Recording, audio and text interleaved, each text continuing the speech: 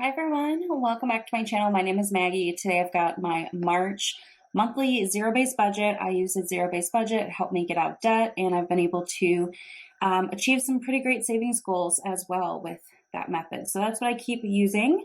If you're new here, I like to start with looking at my calendar. So this is a Golden Coil planner, and I have a second spread in here, a second monthly calendar where I just dedicate my bills and expenses. So throughout the month, every week, I just kind of come through and check things off. It helps me know when things are coming due and all that good stuff. So in purple, I have my bills. So nothing too special this month. The only thing is it is a water month for me. So I pay my water bill quarterly instead of monthly. So that comes out to be $86.78 this month. And outside of that, pretty normal for the bills, but I do have a couple of other things going on. So for sinking fund purchases and spending, I've got two items coming from my annual bills sinking fund. So the first is my home warranty. It usually comes out about the 4th, though the date may shift. And I'm estimating it to be $950 this year. I don't know if that's exactly what it's going to be or not. We'll have to wait and see what the bill is, but I do keep a home warranty. The home I have, all of the appliances are original. I have been able to get some new appliances through my home warranty, and so it's still a lot cheaper for me to just buy this plan for the year than actually pay for the repairs and the new appliances that I've gotten. So I'm sure at some point I'll decide it's no longer needed, but yeah, that is what I have going on there. And then I also will file my taxes in March. I like to do that around the 15th. So I will owe probably $500. I'm waiting on a couple of documents. It may be closer to $600, we'll see, but I will be owing this year. And then I also have a reminder to file for my property taxes. I do qualify for Minnesota to get a partial refund on my property taxes, and the first day you can file for that is the 15th. So that is something I like to just make it my tax day, where I file my federal and state and then also file for the property tax refund. But that refund doesn't come until the fall. So anyway, that is the, in the blue, the sinking fund purchases that are planned for the month.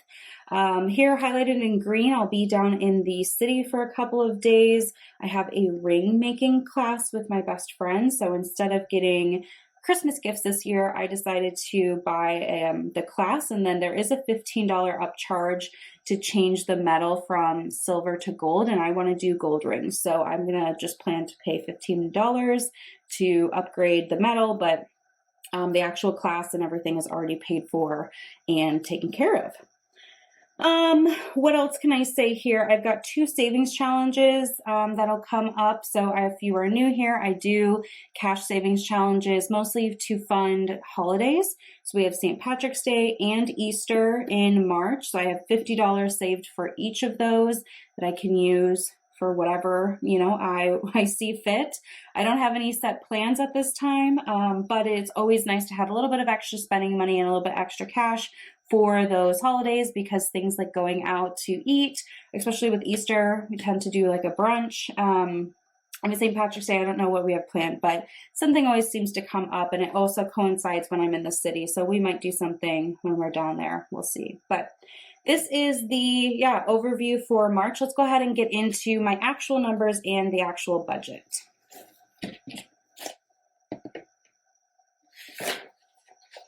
Okay, so this is the budgeting sheet.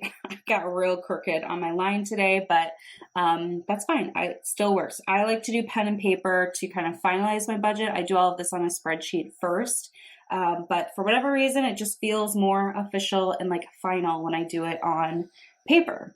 So for a zero-based budget, I have to start with my top line, my income. So my income for the month, $4,593.26. This is my take-home salary. And I'm a month ahead with my income. So the two checks I get in February, I will use in March. I like to start the first day of the month with all of the money I need for the month. I can transfer everything to my digital sinking funds, and then I can be done with it. I know other people have more success by doing paycheck budgets, but I just prefer a monthly budget. So the first section I have on here is for my expenses. So I like to make sure all my bills are paid and taken care of before I do anything else. So first up is my mortgage. I have a townhouse, and that is $1,017 each month.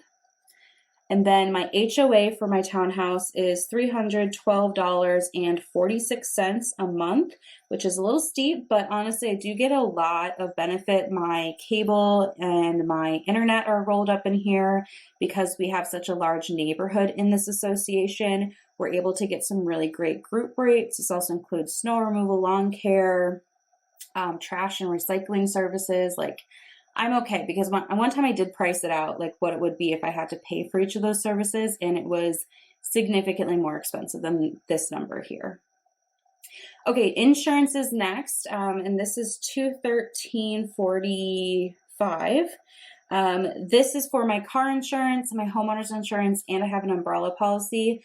I may look to switch from monthly to every 6 months. My fiance and I are getting married over the summer, so I think, maybe in the fall after things kind of settle, we will probably look to see what our rates would be if we bundled, like we're in 2 different insurance companies, so if we bundled our vehicles and both our homes and all that good stuff. So I probably will be shopping around for insurance the second half of the year, and then when I do that, I probably will switch to doing an every 6 month and just have it come out of my annual sinking fund as opposed to a monthly expense. But for now, it's monthly. Moving on, utilities this month, $94.29. And then for my phone, it is $85.99. I'm with Verizon. It works really well for me. I live in a rural area, but I also travel internationally a couple times a year. So I'm very happy with the plan I have. It is a little bit more pricey, but when I have compared to some other things that are, one, still available in my area because there's not much, and then 2, offer, like international, this is the better price. So I'm happy with that, not complaining. Subscriptions, $44.05. So we have Amazon Prime, Netflix, HBO Max, and Spotify right now. So the HBO Max is on a promotional, rate. But right now, I signed up for HBO Max for Black Friday and got 6 months for, I think it's $3.50 or something a month. So that's great, and that'll end in May. So I've told my fiance and my dad, who share the account with me, watch everything you want on HBO Max, but it's going away in May because I don't want to pay the full price of it. And by May, it should be nicer weather where we don't really want to sit inside and just watch TV like we do in the wintertime. Groceries is $500. That's my budget every month for groceries, and that's for my fiance and I. And then gas is $100. Because I am going down to the city quite a bit. I live in northern Minnesota, but we go down to the Twin Cities quite a bit. Like I said, we're getting married, so we have a lot of just things going on down there. So we're back and forth quite a bit. So this year I've decided to just do $100 for gas every month. If I use it, great. If I don't use it, I can reallocate, but just to be on the safe side. Okay, and then lastly is spending, $500 for the month, and this is for clothes, going out to eat, like that $15 for that jewelry class will come out of the spending. Just anything personal spending related is lumped under one category. So this total for the expense section is $2,867. And my cheat sheet went away. Hold on. And 24 cents, which gives me a remaining balance. If I subtract this total from my total income, I have $17.26 and 2 cents remaining. So next I'm going to move down to my funds. So these are my sinking funds and my savings goals. These are all in high yield savings accounts at Capital One.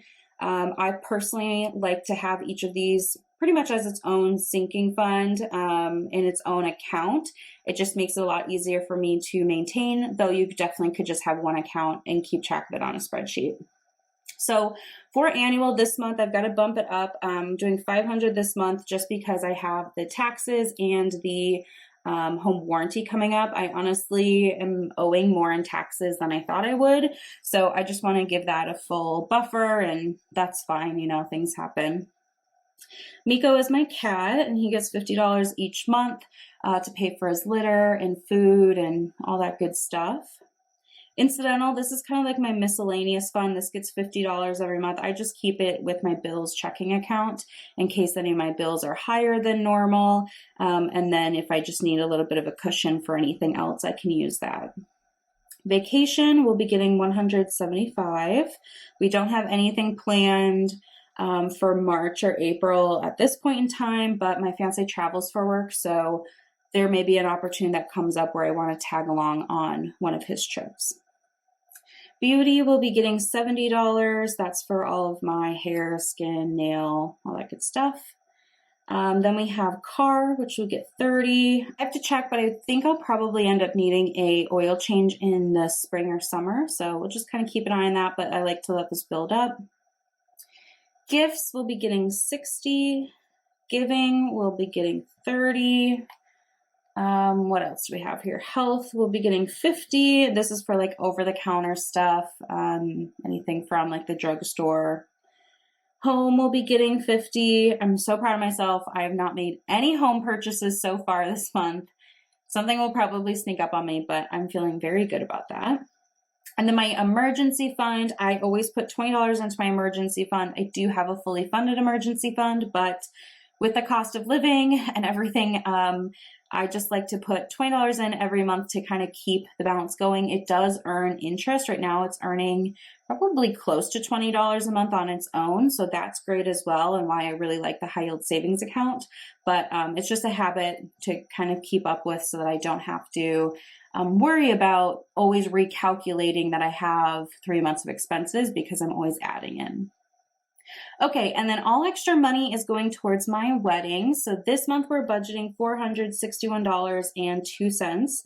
It would have been higher, but because of the taxes I need to get taken care of with the annual sinking fund, it's a little bit lower, but I do have opportunities to bring in other income throughout the month, and I put everything extra towards the wedding. And if I'm below budget on anything, for example, groceries or gas, I put the extra money towards the wedding. So there's a good chance that I'll be able to break 500 in the month of March, even though it's not budgeted that way right now. So the funds total is $1546.02, and that leaves me a remaining of $180. And that comes down to my cash flow section. So I do savings challenges. I mentioned that I have a monthly savings challenge video, and I do 140 in cash and 40 in digital with the Roll With It challenge. And with this one, I basically reallocate it into some different sinking funds. It's just kind of a fun way to top off some of those sinking funds, because some of them are lowered right now as I'm prioritizing saving for the wedding. So this is where that last 180 went, and that brings me down to zero, which is exactly what I'm looking for with a zero-based budget. So this is my budget for March of 2024. I'm feeling good about it. Obviously, we'll see what comes up, but we are really focusing on kind of reducing our grocery bill. Not that it's been really high lately, but I've been putting more emphasis on eating what we already have in the house, and I'm trying to go grocery shopping a little less frequently. I mean, I typically go grocery shopping once a week, but like this week, my fiance is out of town for a few days. So instead of going grocery shopping on Monday, I'm going to wait until he's back. And when he's gone, I'll just kind of eat whatever's in the house. You know, I can whip something together real quick. So that's just like a personal challenge I'm kind of taking on, just to lower that and put a little bit extra money to the wedding. But I do have a plan, and we're right on track for the wedding, so that feels really great too. The big goal for my fiance and I is to have our wedding and honeymoon completely paid for without any sort of debt. So that's our big goal. I know we can do it. We just have to stay focused. So anyway, that is all I have for you today. Thank you so much for watching. Let me know what you have coming up in your March budget. I'd love to hear any of the special things that are coming your way and how your budget may be impacted by that. So let me know in the comment section, and I will see you in my next video. Thanks for watching.